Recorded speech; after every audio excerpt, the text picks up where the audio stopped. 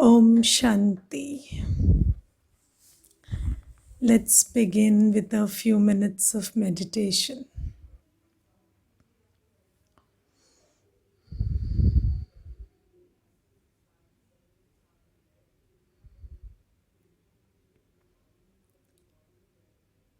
Sit still.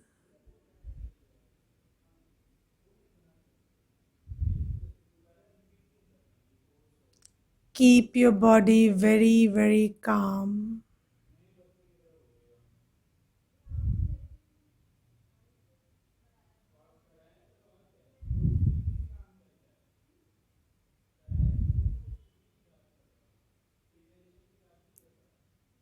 Just look at your whole tree of life.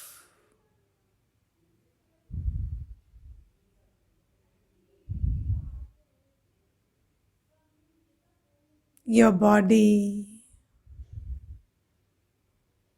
is the trunk of your tree of life.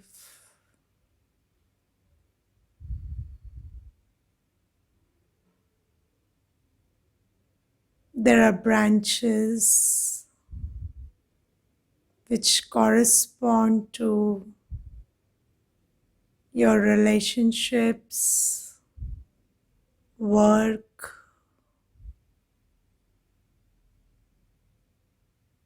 possessions, attainments.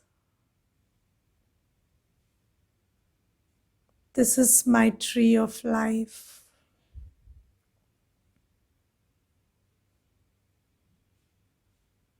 Now I take my attention to the seed. The seed that is hidden underneath the trunk.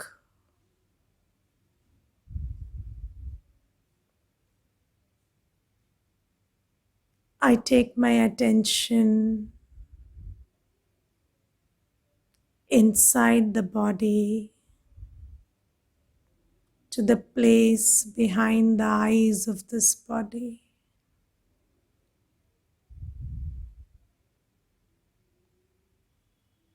And I spot the seed of the tree of my life.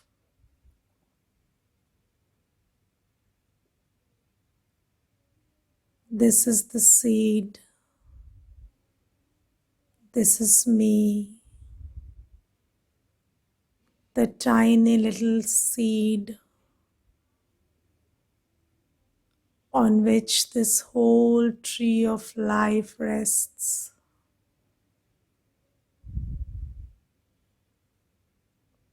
I see myself. I am peace. Om Shanti. Om means I am. Peace Shanti. I connect with myself with these two words. I am peace. Om Shanti. I keep reminding myself, this is who I am. A peaceful, still, and silent energy. Very quiet, very serene. Just feel the energy of you, the soul. You are a star, emerging the feelings of peace.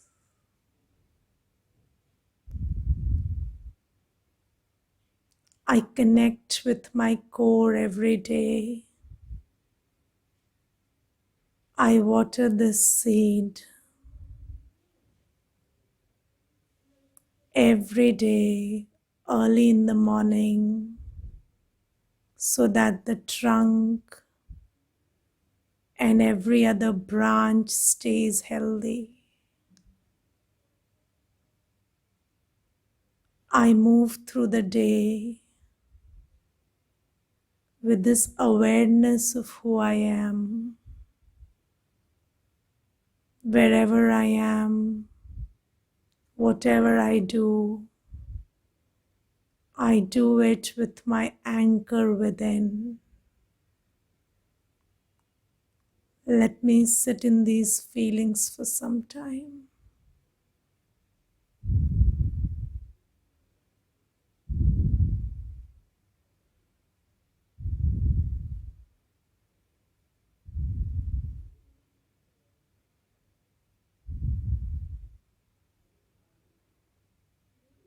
Om Shanti.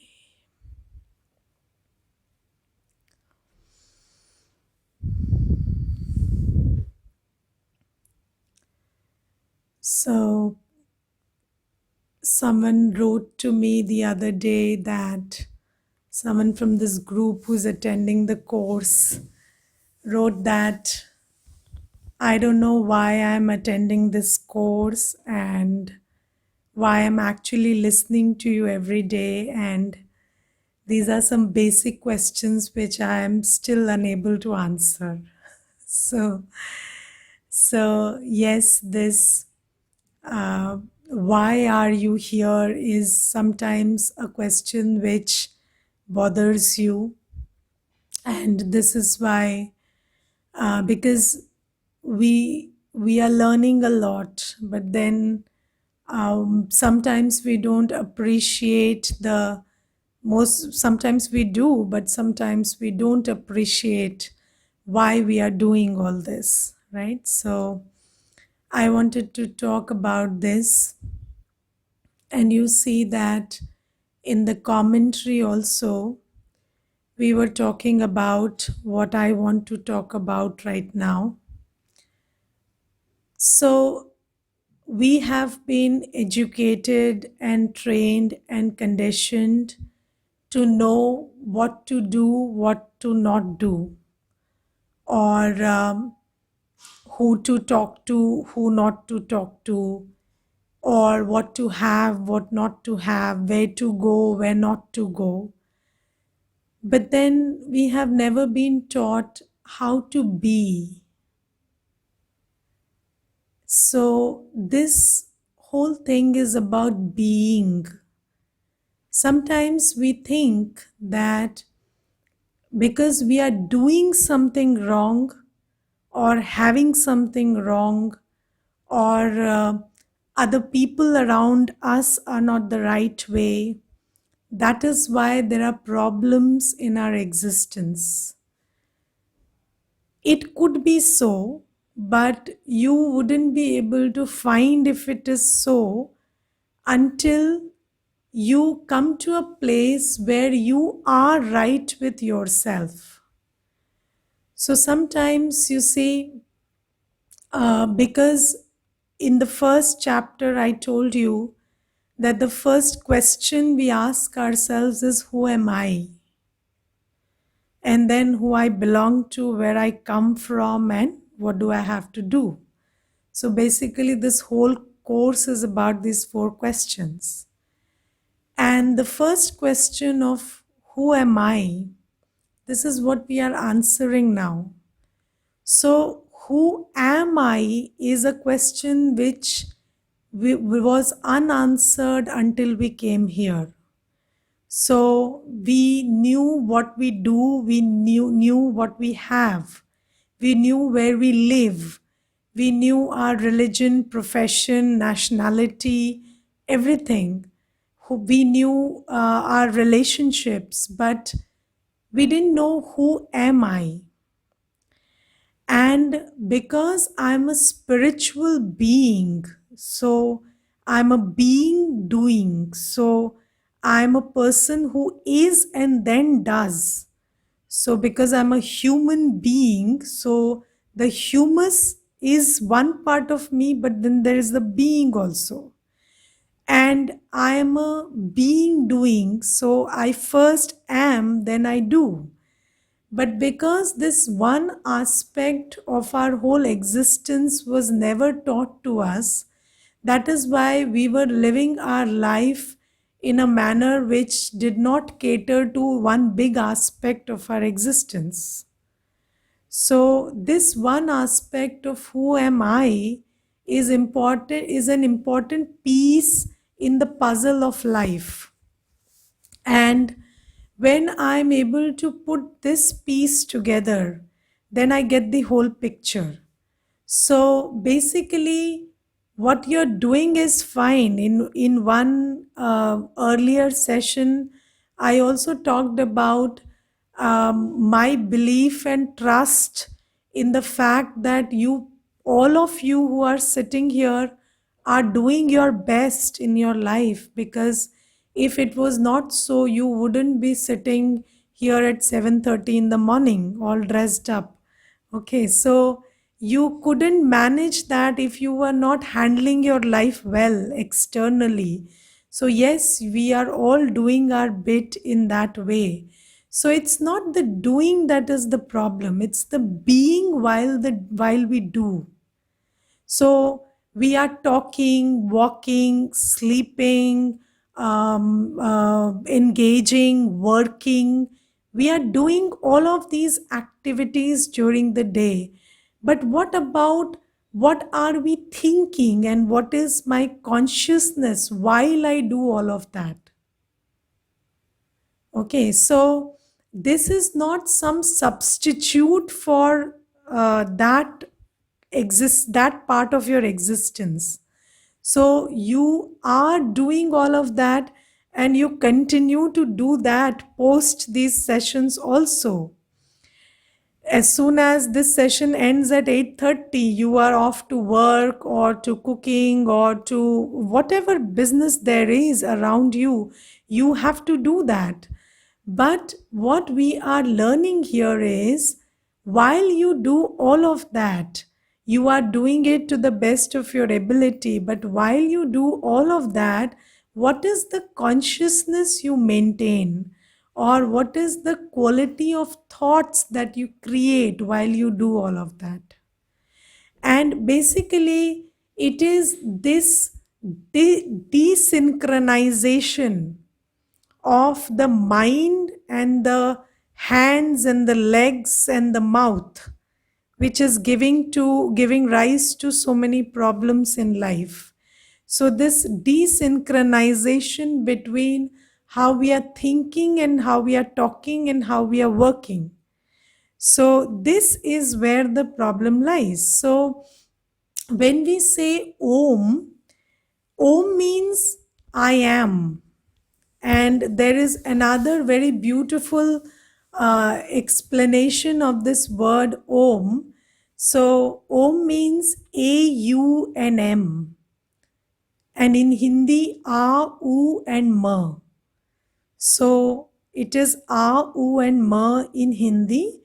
And in English, it is AUNM.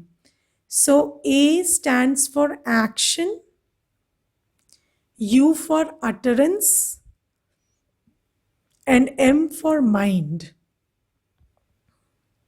Okay, so A for action, U for utterance, and M for mind. And in Hindi, A se acharan, U se uchcharan, and Ma se man. So the behavior, the action, the mind, and the speech or the utterance are all shant, are all in peace. So Om Shanti means all these three facets of my entire being are aligned within, are aligned in my original state of peace. So I think in peace, I speak in peace, and I act in peace. So whenever I am on this field of action and I'm talking and I'm thinking, so I take care to maintain an awareness that all of this that I'm doing is peaceful. And this is why it is necessary to lay this foundation early in the morning and tell yourself who you are and what is your capacity. So, when early in the morning you sit and reflect on the fact that you are a soul and your basic quality is peace, purity, happiness, then it enables you to have confidence that because this is my nature, so irrespective of the atmosphere and the energy around, or the conditions I am in, or the behavior I am faced with, I can respond with peace, with happiness, with power. And when you do that, at the end of the day, you have finished your work and not drained yourself too much. And if you stay unaware, you do what you are meant to do, you speak what you're meant to speak.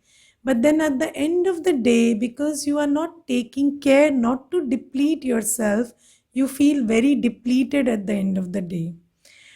And early in the morning, we also practice detachment from the body and the external world so that we don't get sucked into the drama outside and start reacting. So, in order to build this capacity to respond peacefully, lovingly, happily, and with purity, with clean and clear intentions, you need to detach a little, because of this attachment. What happens is we get sucked into the energy of the external world. So once we practice detachment from the body and practice my original qualities, so I seat myself on the seat of my self-respect, that I am a peaceful, happy, blissful soul, and I emerge these qualities within myself early in the morning. It helps me to stay peaceful, happy, blissful, powerful during the day and respond to situations. Now, have you heard of this phrase called Karam Yog? Okay, so in Gita, there is a lot of mention about Karam Yog. And when it is said Karam Yog, most people say that Karam Yog means Karm is Yog, work is worship. So, most people will tell you that your work is your worship. And this is why you don't need to go to any spiritual practice, or you don't need to go anchor yourself anywhere and just do your work, and that is worship. But Karam Yog doesn't mean work is worship. Karam Yog means do work in the consciousness of worship. Do work in the consciousness of worship. So, when you are in that, when you are worshipping, so you are at your peaceful and purest and most loveful state. So, when you do work in that state, that is called Karam Yoga. I will give you a very small example. I was once sharing, once traveling in a shared Uber. So there was one person who entered that Uber from some government office. So the Uber stopped and there was a pickup, and this person entered the Uber. So he sat beside me, and it was around 6 o'clock in the evening. So this person was off from work and he was taking this cab to his place back home. So he was carrying these many files with himself. So I saw those files and then I asked him, so is this office work that you're carrying home? So he said, yes. And so I said, so do you devote your personal time also to finish your office work? So he said, yes. So I really had a lot of respect for this person, because I thought he must really be concerned about his work, and he must be a good employee to be working overtime. And then I just started chatting with him. And within a matter of 5 minutes, he started abusing everybody on the planet, his colleague, his boss, the government, the prime minister of the country, and how he is made to work for all of them, and how he has to do all the work and nobody on the planet is doing anything. And he was so miserable and upset, and he was really in a bad place within himself. So when I heard all of that, then I told him, आप मेरी एक बात मानेंगे? So will you just listen to one advice from me? So he said, yes, you go on. So I said, work less. Your work is burdening the whole environment in a big way. So if you work more, I don't know, the universe will be able to handle it or not. So I said, why do you say that? So I said, no, the amount of negativity you create while you work is too much for the environment to handle. So he was a little taken aback. Then I explained to him that it's not important if we contribute less externally, because internally we are getting overweight, and this is casting a very big impact on the atmosphere around us, and the kind of negativity we are giving to our body and to the whole environment will be very unsustainable. So then, but in the end, he thanked me when he left. So this is so why I'm sharing this with you is that it is not what you do alone that matters. It is what you do plus how you do it.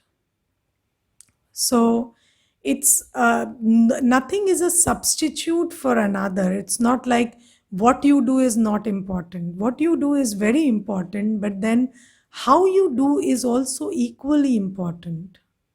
You cannot turn a blind eye to either of them. So if I only keep meditating and I do not do my work, even that will be a problem, because other people around me will have to work on my behalf, and then they will be upset about it, and they will give me negative energy, or they will create negative thoughts which is somewhere linked to my way of operating in life. So I am a cause of their sorrow, so that's not a good place to be in. But then if I am doing work, but I am creating negativity for my peers and everybody around me, then that is also not a good way to be. Okay, so both these things have to be in balance. That is why when we say human being, it's not that the being has to prosper at the cost of the humus, or the humus has to thrive at the cost of the being. So none of these two aspects have to thrive at the cost of each other. They have to be balanced. And because this being was ignored for all the time until now, that is why we are focusing so much on the being. It's not because the doing is not important. No, it's not because of that. It's because you are already very educated about the doing and the having, or rather too much. Okay, so so the doing and the having you are very educated about. So I don't need to educate you about that. But the education about the being, it has not been given to us. That is why these sessions focus so much on the being. And right now, you are so much trained in the doing and having that even if you don't do it consciously, you are anyways doing it. So you don't have to consciously think about going to office or think about cooking, because that's something you have been doing for so long. So you need to be conscious about things that you have not done for so long, which is focus on the being. And that is why this spiritual practice is being emphasized because this baby which has been neglected for so long has now to be taken care of. So this is the basic reason why we are practicing this. So it's not to make your life lopsided from one tilt to the other. It's to get that balance. But then balance will not come easily. So if something is like weighed down this way, you have to put all your weight on the other side for it to come into balance. So this is why there's so much emphasis on spiritual practice. This is not to make you a sannyasi, but into making you a very balanced person operating in this spirit, in this material dimension. Okay, so, and I will tell you one thing. So um, when I came into this practice, so there were people who told me that you will become like, you will leave everything and you will only keep doing this. So when they told me that, so I thought for a moment, okay, I shouldn't do it too much because maybe I will do only this then. So then I stopped for some time. So I didn't do anything because I thought maybe if I do too much, I'll go into it and then it'll become difficult. But then later I realized that even if I did even if I did this 24 hours, I only made this much of progress. So this thing that you will get totally into it is a very difficult proposition, because our whole sanskars, like for so many births, we have been conditioned into this material consciousness, that if you put all your time and energy into focusing on the spiritual self also, you will only shift this much in a year. It is not easy to go into that spiritual dimension. And even today I have a balanced life. So there is work, there is relationships, and there is seva. So it's not like we meditate for 10 hours a day. No, we only meditate for 1 hour a day, which is early in the morning. And then there is office, and there is relationships, and there is everything. So it's a balance. It's not lopsided. It can never get lopsided until and unless you are an escapist. It only gets lopsided when you are an escapist. So if you are a person who wants to take up responsibility for your body and your relationships and your work, then it will never get lopsided, believe you me. Okay, so this is something I wanted to talk about in the beginning. Now I will also want to talk about this thing about less than and greater than. So in spirituality, nothing is less than or greater than anything else. Okay, so we are all unique, and everything in nature is unique and not open to comparison. So in spirituality, we everything is unique, so there is no comparison, and there is no concept of greater than and less than. Now let me ask you very simple questions like, who told 2 is greater than 1? So is it some universal law? No, the 2 is a number, 1 is a number, and we are taught that 2 is greater than 1.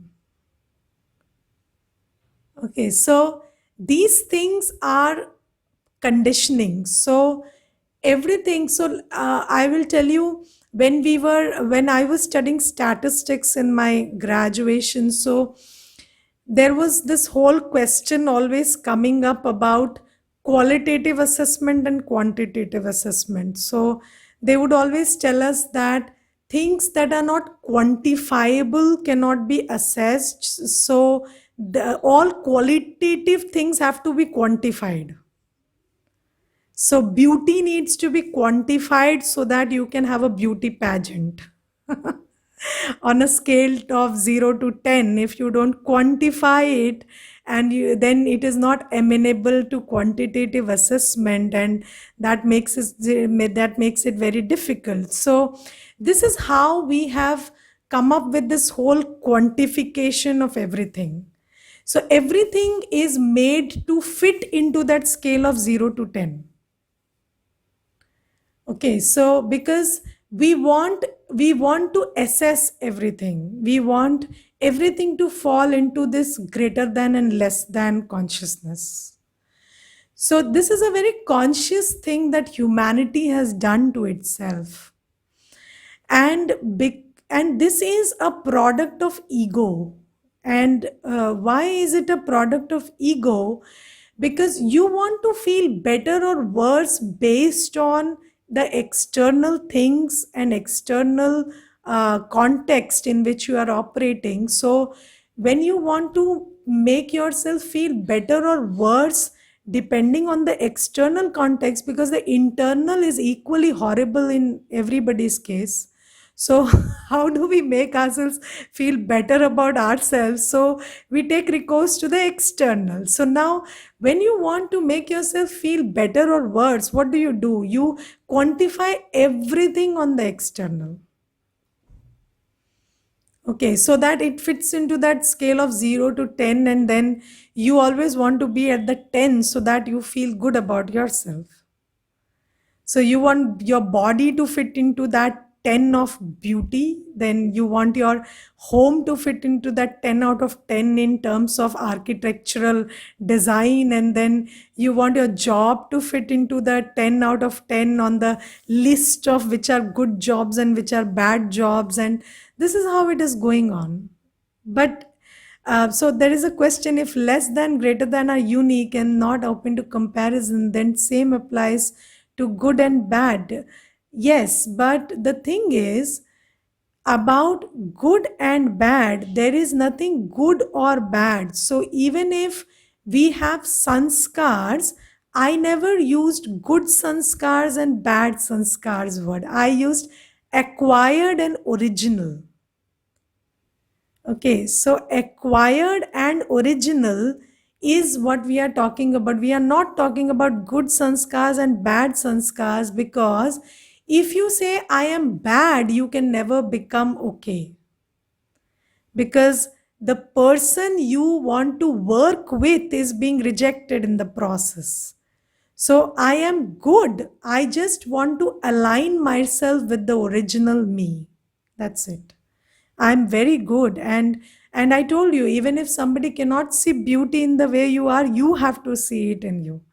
So there is nothing good or bad about the spiritual world also. And this is why when we say loveful, it means totally accepting of who I am and who the other person is.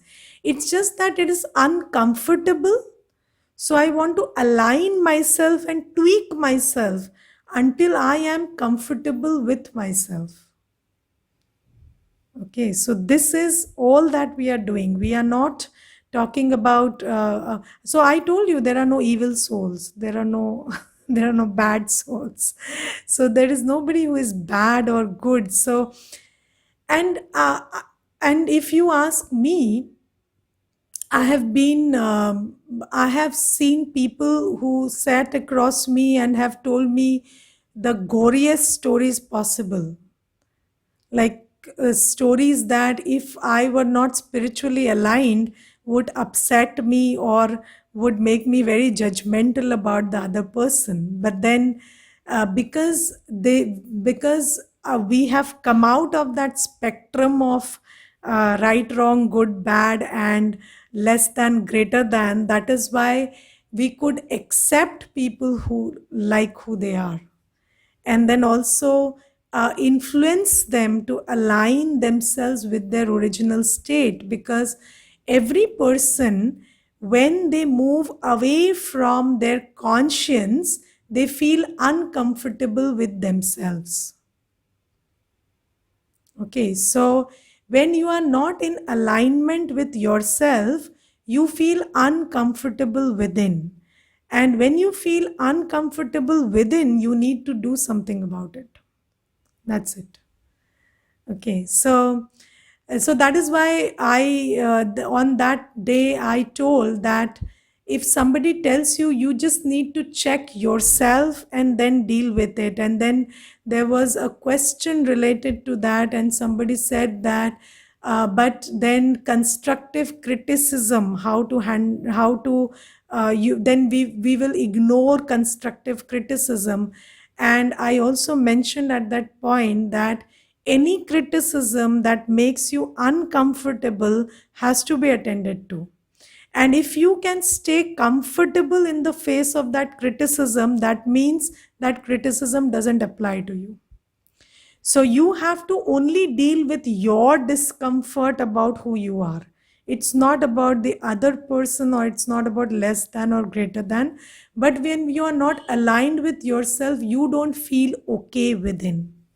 And this is why every person feels fearful and dissatisfied, discontented, unhappy, peaceless, because we are away from our internal self.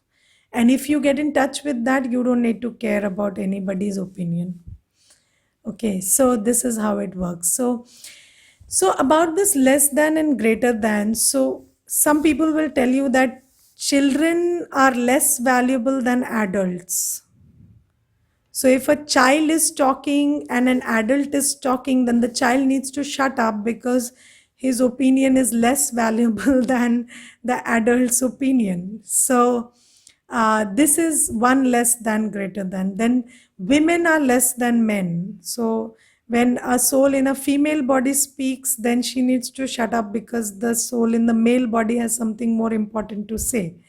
Or there is this thing about the person in the lower rank is less than the person in the higher rank in terms of professional ranking. So then their opinion or their feelings or their emotions are not important. The other person's feelings and emotions are very important. So if the boss is angry, then he can shout at the employee, but if the employee has had a bad day, he can't shout back at the boss. Because the employee's feelings are not important. What is important is the boss's feelings. And then if the boss says that I was not in good mood, so I shouted at you, then the boss is supposed to be very humble in saying so, because he doesn't need to apologize after shouting at the employee. So, A, he can shout and then he doesn't even need to apologize. And if he does that, that makes him a very great person. So, these are some of the, I have pointed out, very small. And dark skin is less valuable than fair skin, or short height is less valuable than tall height. So, you should be tall and fair and whatever. So, and if you're not that, then you are less than. And then if you are employed, you are more in value. And then if you're unemployed, there is less value. But according to the spiritual truth, every soul is just a soul. And your value depends on your internal state, not on the external circumstances. Because I think that, have you seen there are elders in our family sometimes who are not doing much, like they don't cook or clean, or they don't fend for us. They might be 80 or 90, but even their presence is very valuable. So if they are just present, it doesn't apply to every elderly person, because uh, that would be an assumption that every elderly person gets wise. But then people who are wise, if they are present around you, it just makes you feel more confident and powerful, and they have your back, and it makes you feel like that, and you feel like you can deal with anything because this person is sitting in the where they are sitting. So this is because of who they are, not because of what they do or what they have. And this is the value that we all have. So, the wisdom, the peace, the purity, the happiness, the power, that which we contain inside is our true worth. And everything on the external will always keep changing. So you need to keep making an effort to make it the best you can at the moment, and then it slips away. So I believe that security is very overrated. So there is nothing like external security. So you can never ensure that your body is secure from disease, or your wealth is secure from attack, or your relationships are always secure. You cannot ensure that. So don't go after that. Security is a very internal thing. And you can only feel secure inside if you're full in these qualities. And when you're secure inside, then you can deal with whatever is happening outside and just bring it to equilibrium every time.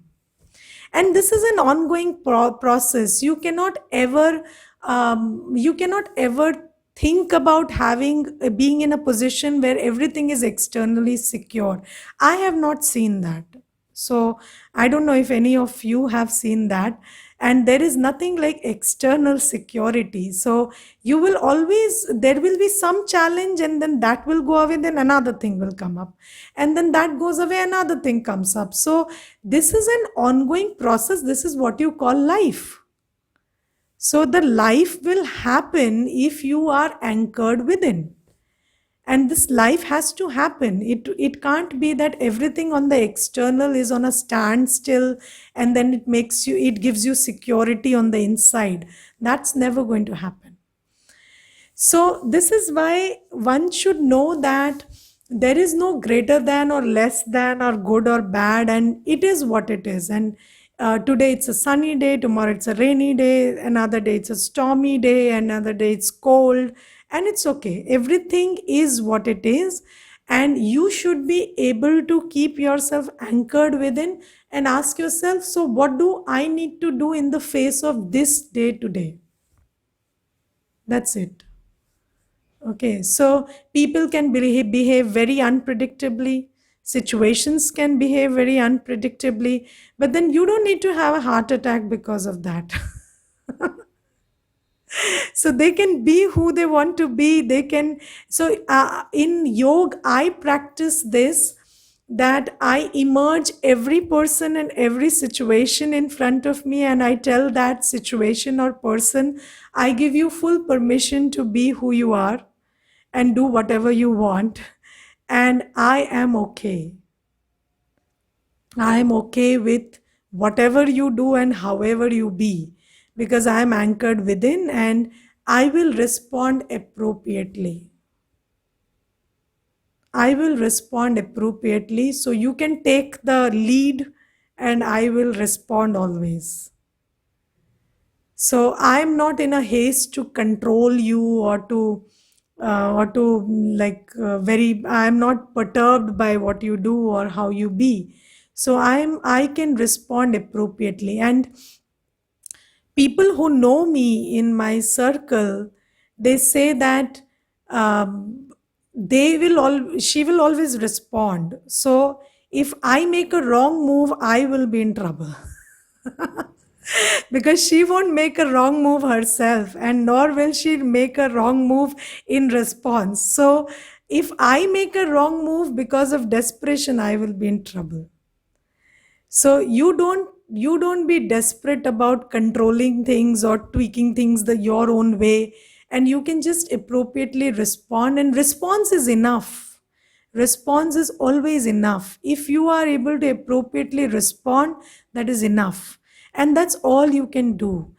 And I was thinking about this doing everything more than required. So in the morning, I was discussing with somebody and I said, we eat more than our body requires, we think more than our mind requires, and we talk more than our mouth requires. And this is why, if you do it over, like more than required, it adds to weight. So that's why we have physical weight, we have mental weight, and then we have weight incurred by talking more than required and causing other people to create sorrow. So there is karmic weight. So we have physical weight, we have emotional or mental weight, and we have karmic weight because of this doing it over the top. And why do you need to do more than required? Because we are not in a good place within. So when we are not in a good place within, we do more than required. Okay, or less than required also sometimes. So if your response is not appropriate because you are not responding, you are trying to sometimes be desperate and control it, but you need to respond to the body. You don't need to feed the body. The body will tell you when to feed itself. You just need to respond to the hunger. You need to respond to your children or the people around you and their needs. But we try to take ownership of it, and that is when the problem starts.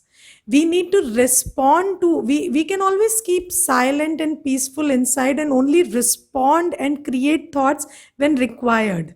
But we are overthinking all the time, and we are trying to be proactive about plan A, plan B, plan C. And I think in that whole quest, we are creating an opportunity for us to be in a place where we need plan A, plan B, plan C. We don't allow the universe to work with us. So, this is all about what I was thinking today. And I want to put some questions up for you today so that we can start talking about that tomorrow. So I think the first question about who am I is pretty clear until now. Okay. Um, and then the second question about who do I belong to? So I told you that there is no ownership in relationships. So I do not belong to anybody and nobody belongs to me. We work together, and that working together is based on mutual love and respect. That's it. But who do I actually belong to and who belongs to me? You think about this question.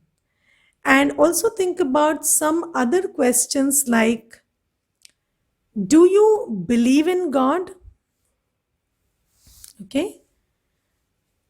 So you can write down these questions. So, who do I belong to?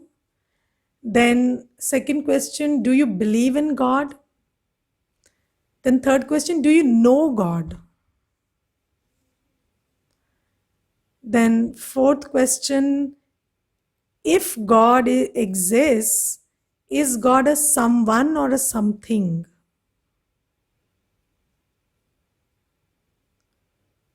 If God exists, is God a someone or a something? Okay.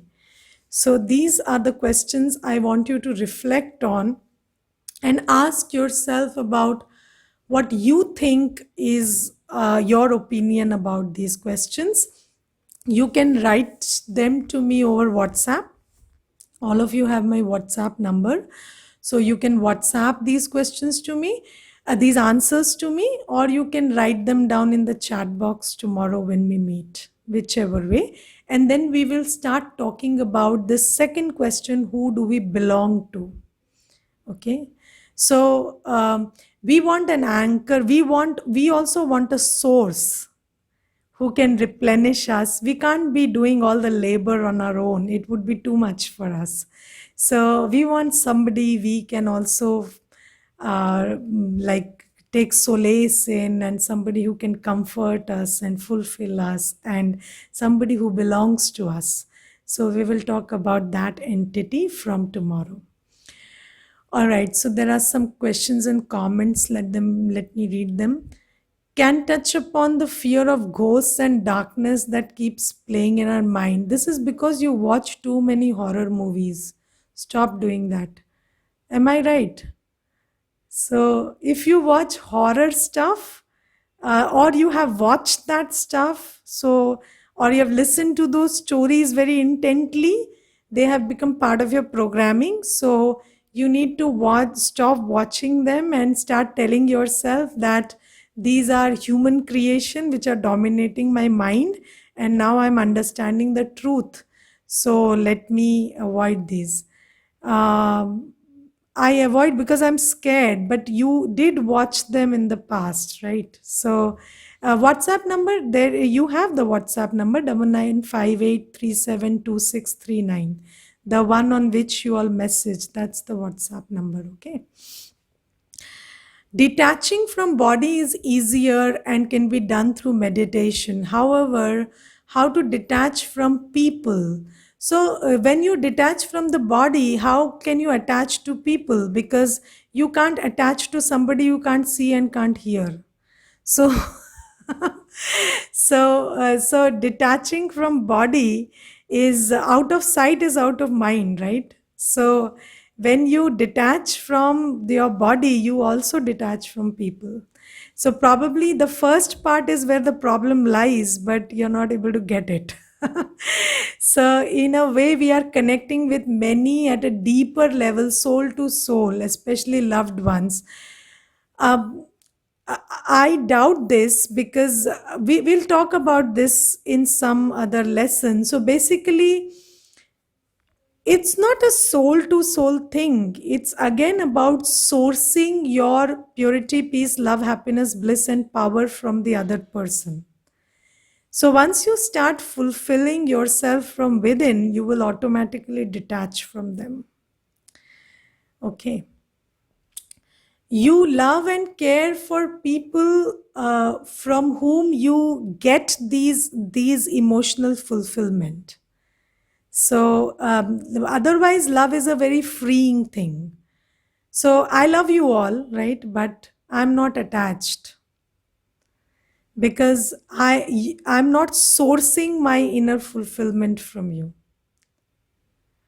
Okay, and if I start doing that, I'll be very attached.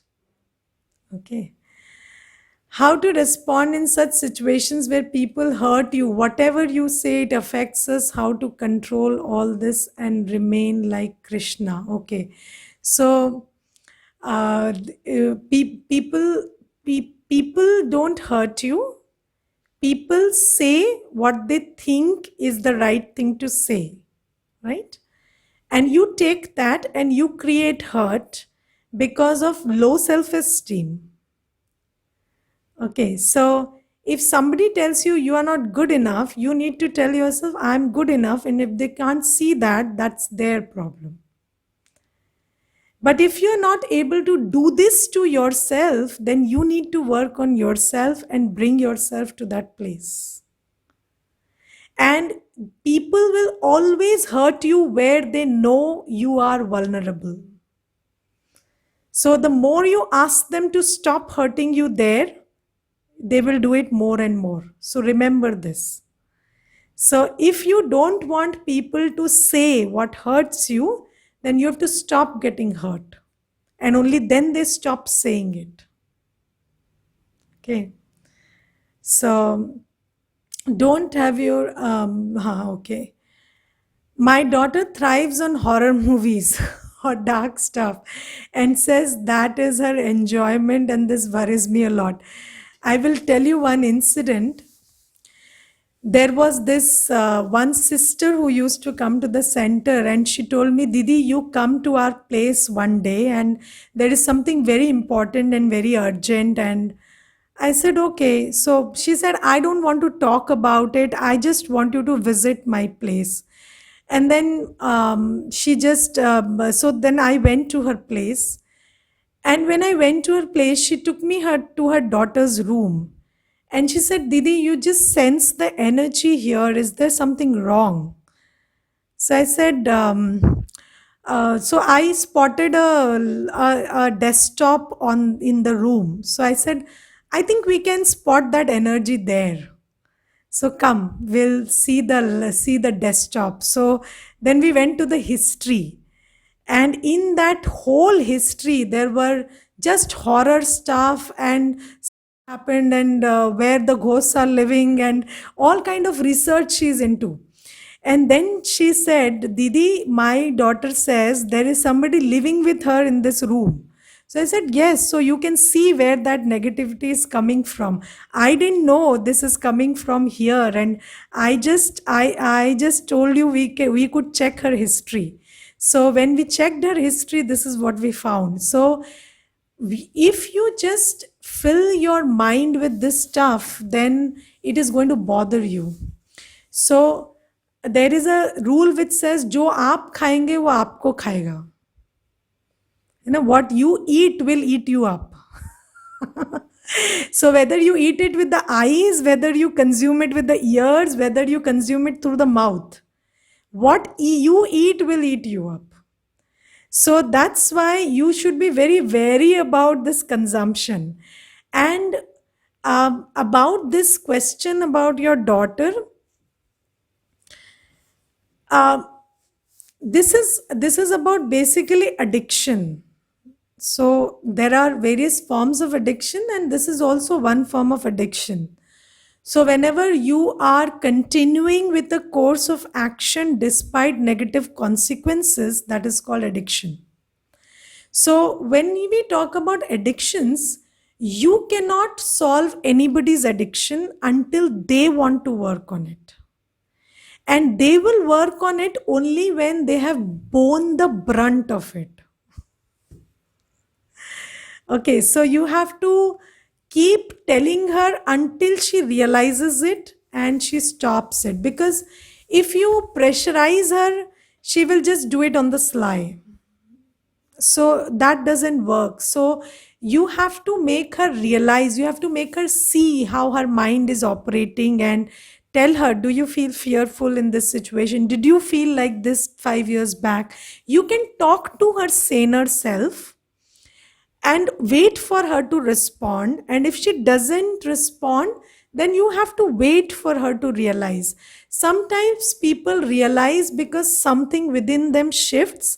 Sometimes they realize because something bad happens, and then they are able to know that this caused it. So there are two ways of realizing. We always want people to realize the first way, okay, that something in them shifts and they come to a place of realization. So you can always invoke her wise self and talk to her. So before talking to her, just believe that she is a wise soul and she is sane and she will listen to you. And then talk to her and talk about whether she notices some changes in the way she feels and thinks and responds after she has come into this practice. And don't try to force it, because you can't force it. So try to invoke her wise self and talk to it. And if it doesn't work, then you have to just wait and watch. All right. Om Shanti. Let's meditate for a few seconds.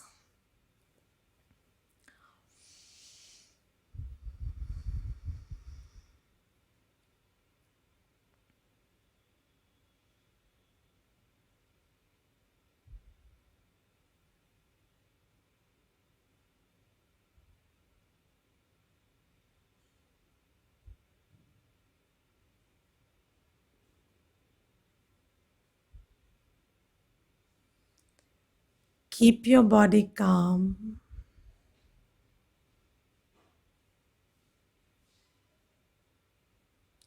and gently come back to the consciousness of I am.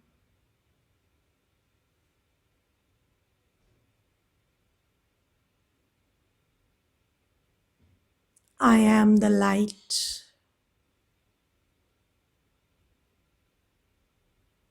I am the peace.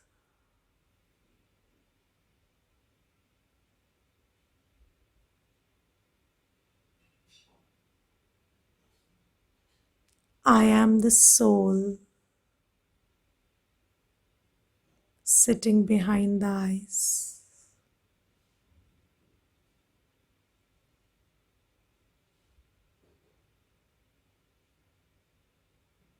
I am in a place of deep stillness and absolute contentment.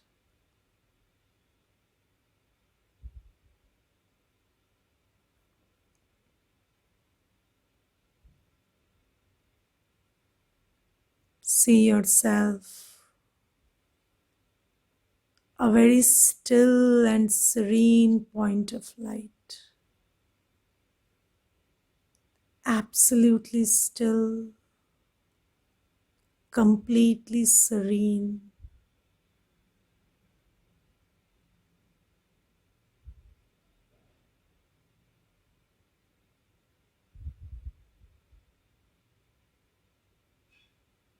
This is my energy. I am peace. I am calm. I am serene.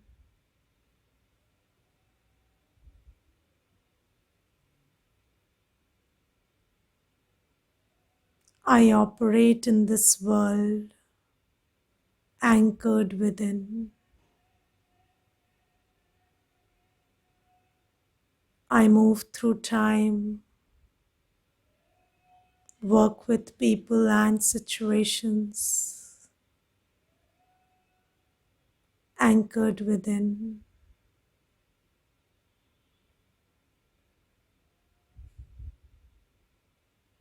One part of my awareness is always anchored within. I take care to keep myself in this state of peace while I work, talk, walk, see, hear.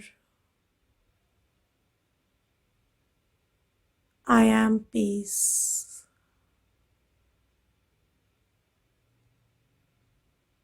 Om Shanti.